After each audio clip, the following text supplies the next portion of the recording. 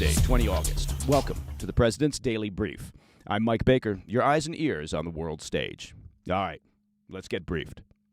We'll begin today's brief with a look at a major diplomatic effort that's been derailed. Ukraine and Russia were reportedly set to send delegations to Doha, that's in Qatar, this month to negotiate an agreement that could have paused strikes on energy and power infrastructure. That's a step towards a partial ceasefire, at least. But Ukraine's ongoing offensive in Kursk, that's inside Russia, has scuttled those plans, leaving the proposed negotiations in jeopardy. Well, you could argue that when you enter negotiations, you need to enter from a position of strength, and that may well be what Ukraine is thinking in terms of their offensive into Russia.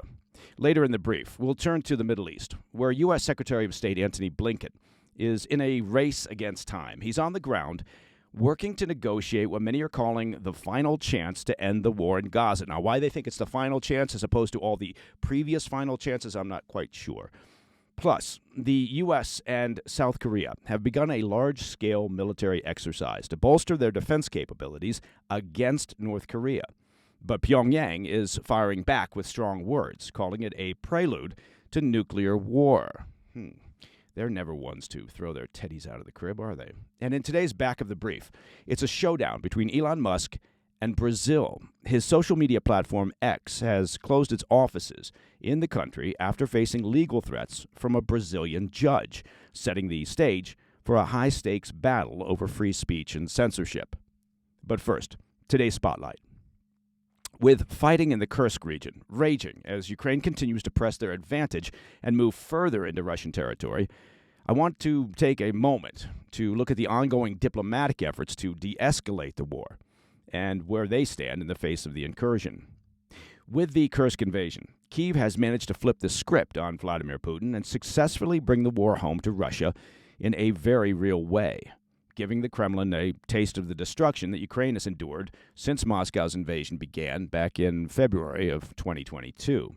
But it appears the incursion has also derailed efforts that were underway to negotiate a partial truce between Kyiv and Moscow. That's according to an exclusive report from the Washington Post. After 2 months of planning, the warring countries were set to convene for indirect talks in Qatar later this month that aim to limit the impact of their offensive operations on the civilian population. Specifically, both Russia and Ukraine had tentatively agreed to send delegations to the Qatari capital of Doha, where mediators hoped to negotiate a landmark agreement that would halt strikes on energy and power infrastructure on both sides. A partial ceasefire would be a major reprieve, obviously, for civilians in both countries who have regularly been left without access to essential resources due to these kinds of targeted strikes. Russia has relentlessly bombarded Ukraine's power grid for more than a year, permanently damaging critical power stations and causing rolling blackouts across the country. Well, on the Russian side, Ukraine has managed to successfully target oil facilities with long-range drone attacks that have reduced Moscow's oil refining capabilities by an estimated 15%, and that, of course, has caused oil prices to rise worldwide. Mediators with knowledge of the planned talks were reportedly hopeful that they may lead to more comprehensive negotiations that could bring about an end to the war. That's a big could, possibly. Those hopes were dashed, at least for now, on the 6th of August, when Ukraine launched their surprise incursion into Russia. Officials with the Russian delegation indefinitely postponed the meeting in the wake of the incursion into Kursk, calling it a, quote, escalation by Kyiv. I guess we have to recall that back in February 2022, we had the original escalation with Putin deciding to invade Ukraine further. Interestingly, however, they left the door open with mediators in Qatar. According to the Post report, Russia didn't call off the talks completely, but instead communicated to Qatari mediators that they need more time before they're willing to come back to the table. Ukraine, on the other hand, wanted to send a delegation to Doha anyway, but Qatar has declined, seeing no diplomatic benefit in a one-sided meeting. Although, to be fair, not to disappear down a rabbit hole, but they are engaged in one-sided meetings related to the Israeli-Gaza-Hamas conflict, with Hamas not there. So that's a one-sided meeting, too. While the talks have fallen through, they show an eagerness on both sides to engage in more direct diplomacy, a sign that Perhaps everyone is losing patience with the war, you think? Ukrainian and Russian officials haven't met face-to-face since a meeting in Istanbul in the first month of the war for negotiations that eventually fell apart. Now, we should note that there was much skepticism in Ukraine around this meeting, and frankly, they had good reason to doubt Russia's intent. Moscow has increased their strikes on Ukrainian energy infrastructure in recent weeks, and their gains in southern Ukraine gave Moscow the much stronger negotiating hand. Many have speculated that this was a driving force behind Kyiv's surprise incursion into Kursk. With some 390 square miles of Russian territory now under Kyiv's control, they have vastly improved their negotiating position with Russia. Still, any new negotiations are a distant prospect. Russian presidential aide Yuri Yushkov said on Monday that Moscow is not ready to hold peace talks with Ukraine given the fighting in Kursk. When asked if peace proposals made by Russian President Putin in June were off the table, however, he did leave the door open. The Putin aide said, quote, "The proposals have not been canceled, but at this point, of course, it would be completely inappropriate to enter into any kind of negotiation process," end quote. All right. Coming up after the break, hopes for a ceasefire in Gaza are fading fast as diplomats race to broker a deal between Israel and Hamas. Again, Hamas not being in Doha for those negotiations. And Pyongyang is calling joint military exercises between the U.S. and South Korea a, quote, prelude to nuclear war, end quote. We'll have those stories when we come back. Welcome back to the PDB.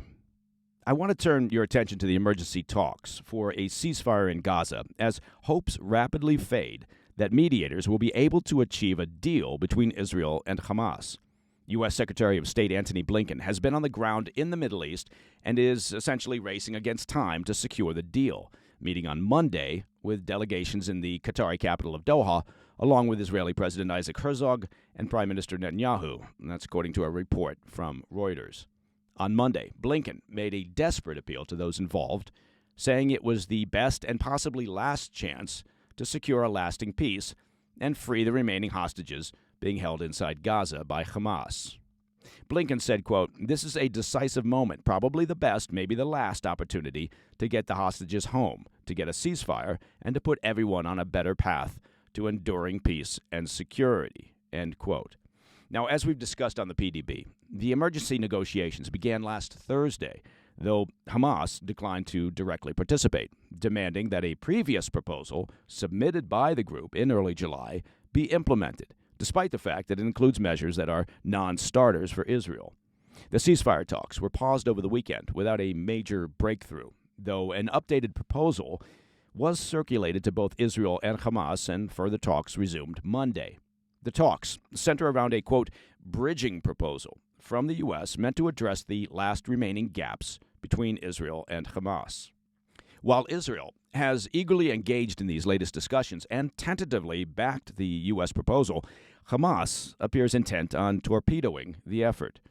Over the weekend, representatives of the terror group said the U.S. was, quote, painting an overly optimistic picture of the negotiations, which they also accused Netanyahu of attempting to undermine. Then, on Sunday evening, Hamas officially rejected the updated U.S. proposal from Friday, again blaming Netanyahu for allegedly moving the goalposts and chiding the U.S. for indulging Israel, according to Axios. A representative for Hamas said, quote, "We once again came to the conclusion that Netanyahu is still putting obstacles in the way of reaching an agreement," oh, that's rich coming from them, "and is setting new conditions and demands with the aim of undermining the mediators' efforts and prolonging the war that Hamas started," end quote. Oh, that last part was not in the quote. While details remain murky, the terror group has long demanded a permanent end to the war and a full withdrawal of Israeli troops from Gaza, something they say the new proposal does not include. Such demands are at odds with Israel, which is committed to the full destruction of Hamas in the long term, so the group cannot reconstitute and continue to threaten the region. Now, despite the rejection, President Biden attempted to strike a hopeful tone Sunday night, saying, quote, "We are not giving up. It's still possible." All right, well, we won't hold our breath. However, particularly now that Hamas has also announced the resumption of suicide bombing attacks inside Israel after years of inactivity.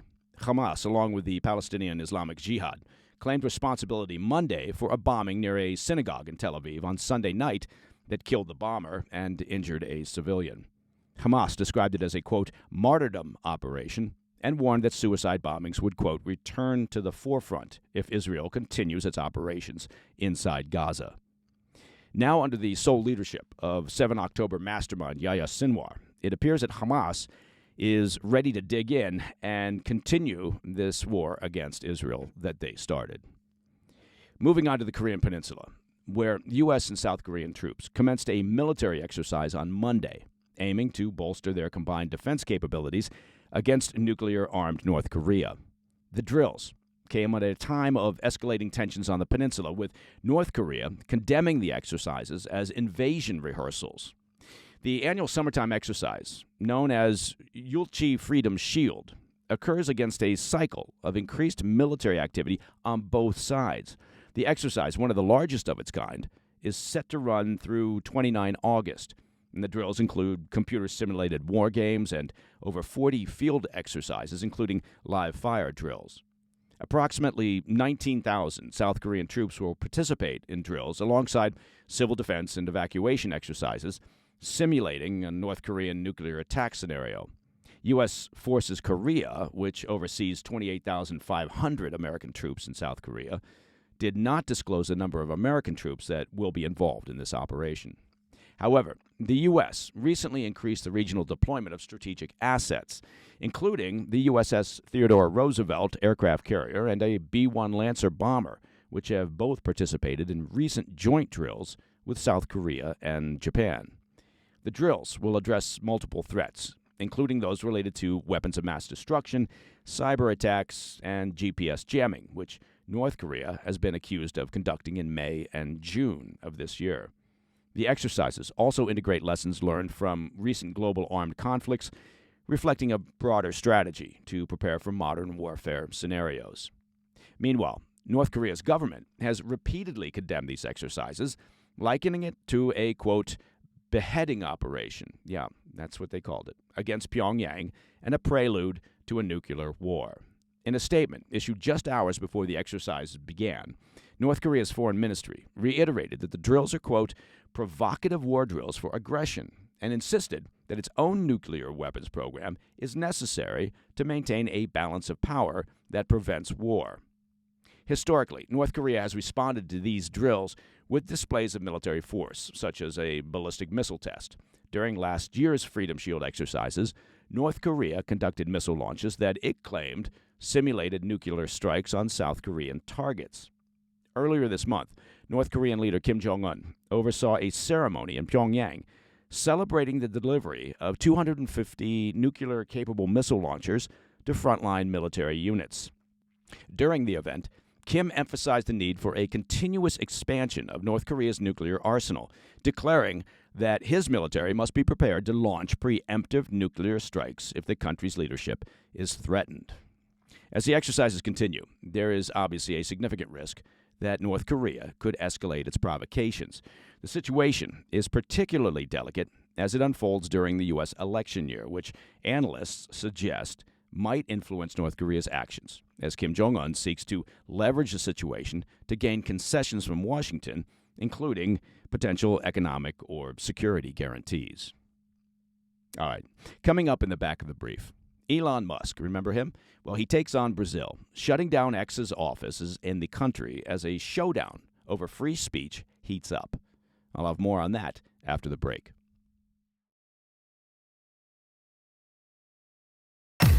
In today's back of the brief, Elon Musk has closed the Brazilian office of his social network X following a contentious order from a Brazilian Supreme Court judge who's been pressuring social media platforms to remove content deemed harmful by the government. On Saturday, X announced the closure of its offices in Brazil, escalating Musk's ongoing feud with the judge. This drastic move followed the judge's threats to arrest X's legal representatives for non-compliance with his censorship orders to take down accounts and content that spread misinformation and harmful content mainly related to former President Bolsonaro. Now, over the last few years, The Brazilian judge has directed social media companies to remove many accounts and posts that he deems threatening to Brazilian democracy. The judge ordered X to remove specific accounts that he claims are part of, quote, digital militias. This includes people who question Bolsonaro's 2022 election defeat and express sympathy for protesters who stormed government buildings in an attempted coup. The judge's decisions are usually not made public and do not explain why accounts are suspended. While X assures Brazilian users that its services will remain available, the office closure signifies an escalation in the legal battle between Musk and the Brazilian courts. In a post on X's government affairs account, the company framed the decision as a protective measure for its staff and issued a statement saying, quote, the people of Brazil have a choice to make, democracy or the judge. Musk took to social media to denounce the judge himself, calling him a disgrace to justice. Musk vowed to oppose the judge even if it harms X's business in one of its largest markets. The courts defended the judge's actions as necessary to protect Brazil's institutions from anti-democratic threats. The standoff between Musk and the judge in the Brazilian courts raises questions about the future of X in Brazil, with potential repercussions, of course, for free speech, corporate governance, and the balance between protecting democracy and dissenting voices online. And that, my friends, is the President's Daily Brief for Tuesday, 20 August. Now, if you have any questions or comments, please reach out to me at pdb@thefirsttv.com. The entire PDB team, including our crack team of interns, loves to hear from you. We love getting your emails, your texts, your faxes, your beeper messages, your Western Union telegrams, whatever it may be. Postcards, remember them? Send them to us, and we'll every month take the best of them, and we compile them. We smush them into one particular episode for our premium users called Ask Me Anything, where we get to address whatever it is that you're asking. To listen to the show ad-free now, become a premium member of the President's Daily Brief by visiting pdbpremium.com. It's really very, very simple. I'm Mike Baker, and I'll be back later today with the PDB Afternoon Bulletin. Until then, well, you know the drill. Stay informed, stay safe, stay cool.